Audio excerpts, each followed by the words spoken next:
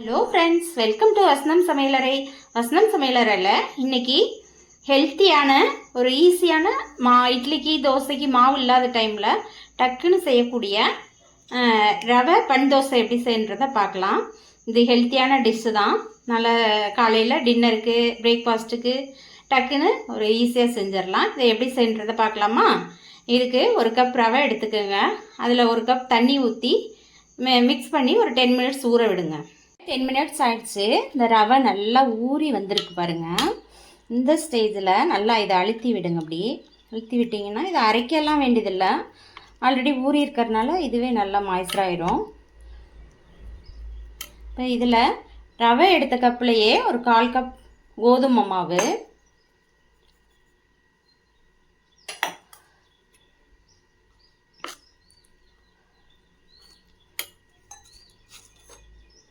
Salt add பண்ணிக்கோங்க தேவையான அளவுக்கு.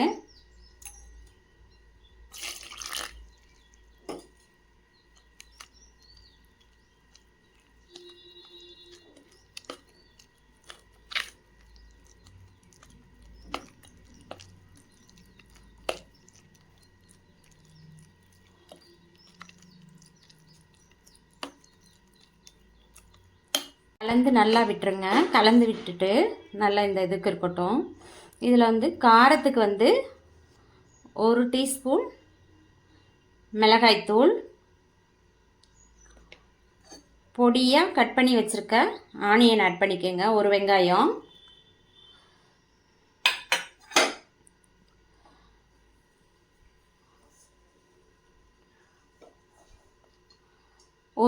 ஒரு உருளைக்கிழங்க பொடியாக அப்படி இது மாதிரி துருவி வச்சுருக்கோம். அடுத்து ஒரு கேரட்டு துருவி வச்சுருக்க கேரட், ஒரே ஒரு கேரட்டு,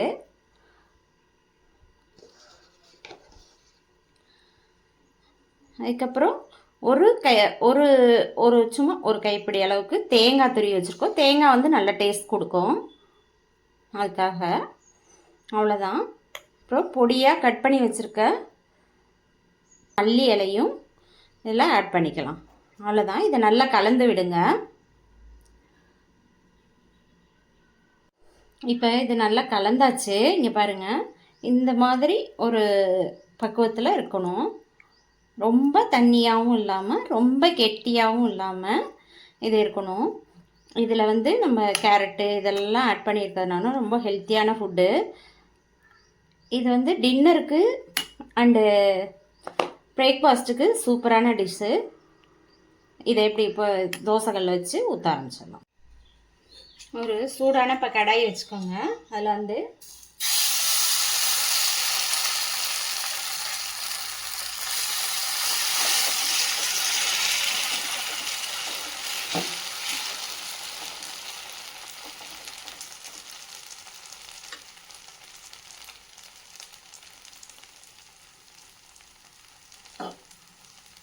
இது மேலே கொஞ்சம் ஆயில் இது பண்ணிக்கோங்க.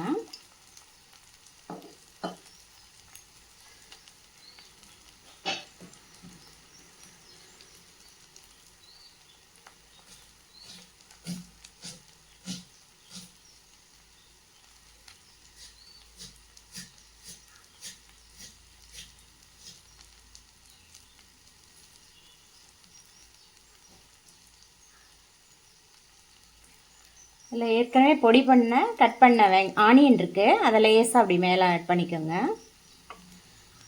லேசாக மல்லி இலை,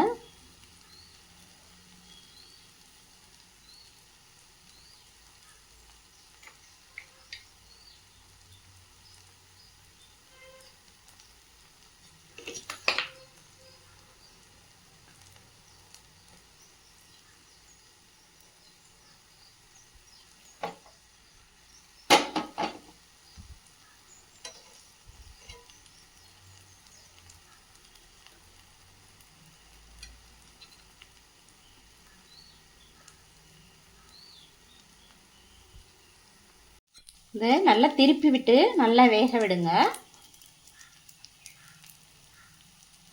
நல்லா கிறிஸ்பியாக வெந்து வர வரைக்கும் சிம்மில் கொஞ்சம் லைட்டாக வச்சுக்கோங்க. இப்போ நம்மளோட ரவை மொறுமொறுன்னு உள்ள வெளியில் மொறுமொறுனும் உள்ள சாஃப்டாகவும் நல்லா உள்ள ரவா பன் தோசை ரெடி ஆகிடுச்சு. இந்த தேங்காய் சட்னி தக்காளி சட்னியோட உங்களோட டின்னருக்கு பிரேக்ஃபாஸ்ட்டுக்கு எதுக்குனாலும் செஞ்சு சாப்பிடுங்க. டேஸ்ட் எப்படி இருக்குன்னு பாருங்கள். உங்களோட வசந்தம் சமையலறை சேனல் பிடிச்சிருந்தா சப்ஸ்கிரைப் பண்ணுங்கள், லைக் பண்ணுங்கள், ஷேர் பண்ணுங்கள். தேங்க்யூ.